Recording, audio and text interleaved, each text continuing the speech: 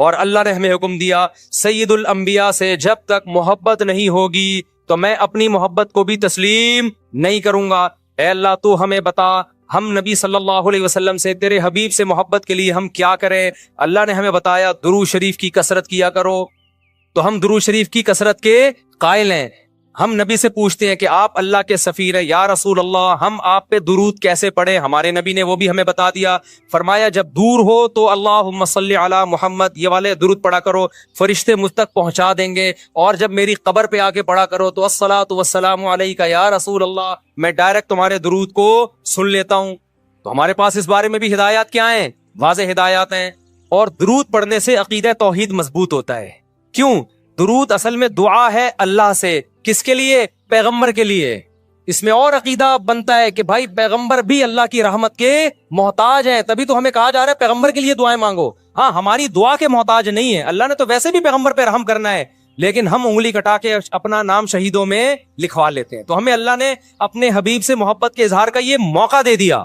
ہم جب پیغمبر سے پوچھتے ہیں یا رسول اللہ، ہر عبادت کے لیے کوئی خاص وقت ہوتا ہے جس میں اس عبادت کی فضیلت بڑھ جاتی ہے۔ روزہ عام دنوں میں رکھو، 3 روزوں کا ثواب، 10 نیکیوں، 10 روزوں کا ثواب، رمضان میں رکھو گے تو ثواب بڑھ جائے گا۔ تو یا رسول اللہ ہم آپ پہ جب درود پڑھیں تو کوئی ایسا دن ہے، کوئی ایسا ٹائم ہے جس میں درود پڑھنے سے ہمیں ثواب زیادہ ملے گا؟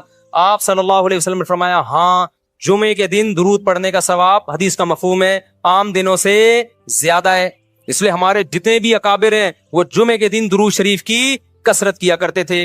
یا رسول اللہ آپ اللہ کے حبیب ہیں، اللہ نے قرآن میں حکم دیا ہے من یطیع الرسول فقد اطاع اللہ، جو پیغمبر کو فالو کرے گا، پیغمبر کی بات مانے گا، وہ ایسے ہی ہے جیسے اللہ کی۔ تو آپ ہمیں بتائیے درود شریف ہم نے بلند آواز سے پڑھنا ہے یا آہستہ آواز سے؟ ہمارے نبی نے ہمیں تلقین کی کیسے؟ آہستہ آواز سے۔ یا رسول اللہ درود ہم نے انفرادی طور پہ پڑھنا ہے یا جتھے بنا کے پڑھنا ہے؟ آپ صلی اللہ علیہ وسلم نے فرمایا دیکھو آخر میں ایک جنتی فرقہ ہوگا، وہ ہوگا جس پر میں اور میرے صحابہ کا عمل۔ صحابہ نے جتھے بنا کے درود کی محفلیں نہیں لگائی ہیں، جس صحابی کو جہاں موقع ملا انہوں نے کثرت سے پیغمبر پر درود پڑھا۔ ہم نے اپنے اکابر کو دیکھا ہے، اپنے علماء کو دیکھا ہے، آج بھی بزرگان دین کو دیکھا ہے، کوئی مسجد کے اس کے کونے میں بیٹھ کے تسبیح ہاتھ میں لے کے درود شریف پڑھ رہا ہوگا، کوئی مسجد کے اس کونے میں بیٹھ کے۔ میرے شیخ اور اپنے علماء مشائخ کو میں نے دیکھا ہے جب مسجد نبی میں جاتے ہیں 2 گھنٹے، 1 گھنٹے، 2.5 3 گھنٹے، عصر سے مغرب تک کا پورا ٹائم پیغمبر صلی اللہ علیہ وسلم کے روضہ رسول کے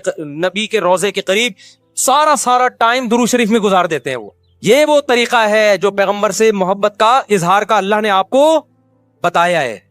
اے اللہ ہم اور کس طرح سے آپ سے محبت کا اظہار کر سکتے ہیں؟ اللہ نے فرمایا کہ جو پیغمبر سے محبت کرنا چاہتا ہے اسے پیغمبر کے اخلاق اور عادات اپنی زندگی میں لانے پڑیں گے۔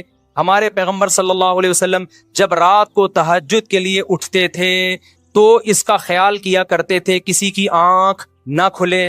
جب رات کے وقت آپ گھر میں تشریف لاتے اتنا آہستہ آواز سے سلام کرتے کہ جو جاگ رہا ہے وہ جواب دے دے، جو سو رہا ہے اس کی آنکھ نہ کھلے۔ لیکن ہم پیغمبر سے محبت کا اظہار کیسے کرتے ہیں؟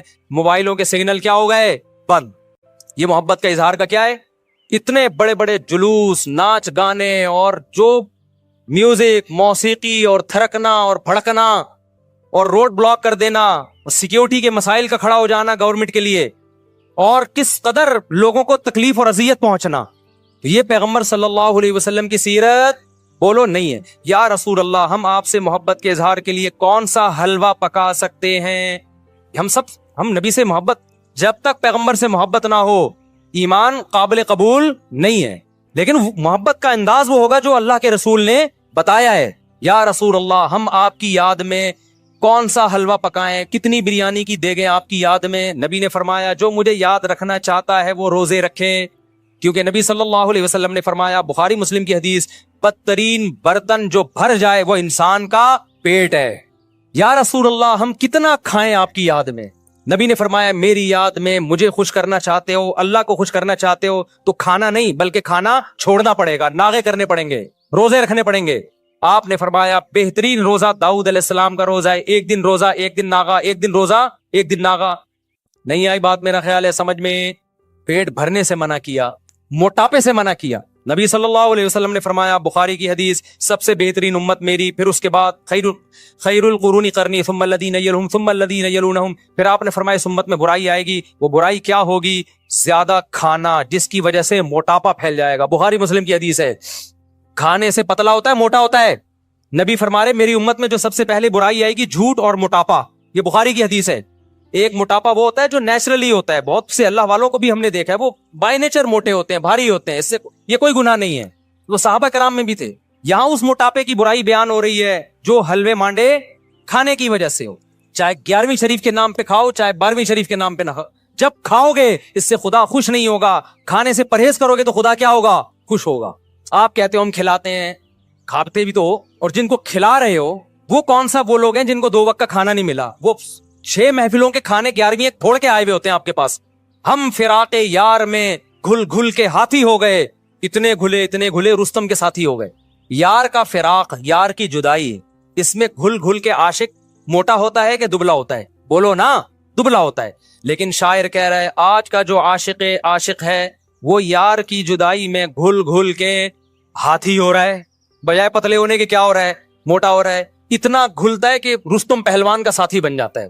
اسلام میں بھوکا رہنا سنت ہے, پھوڑنا پھاڑنا کھانا پینا یہ سنت نہیں ہے. 40 دن نبی کے گھر میں چولہا نہیں جلا, اور اگر آپ کھاتے ہو کھاؤ, مذہب کا لیبل مت لگاؤ اس پہ. کھانے پر پابندی نہیں ہے, مذہب کا لیبل تو مت لگاؤ نا کہ بہت ثواب کا. میں بھی جاتا ہوں نہاری کھاتا ہوں الحمدللہ, پھوڑتا ہوں, لیکن یہ نہیں کہتا سنت پہ عمل کر رہا ہوں میں, یہ نہیں کہتا میں. بھائی دل چاہ رہا تھا کھا لیا ہم نے, مدذل لا لیا, جو سامنے آیا کھا لیا. سنت کا لیبل نہیں. سنت جب ہے جب روزہ رکھوں گا, جس دن نہیں کھاؤں گا یار آج فاقہ کرو, پھر بتاؤں گا ولاگ بناؤں گا, دیکھو آج میں فاقے سے ہوں.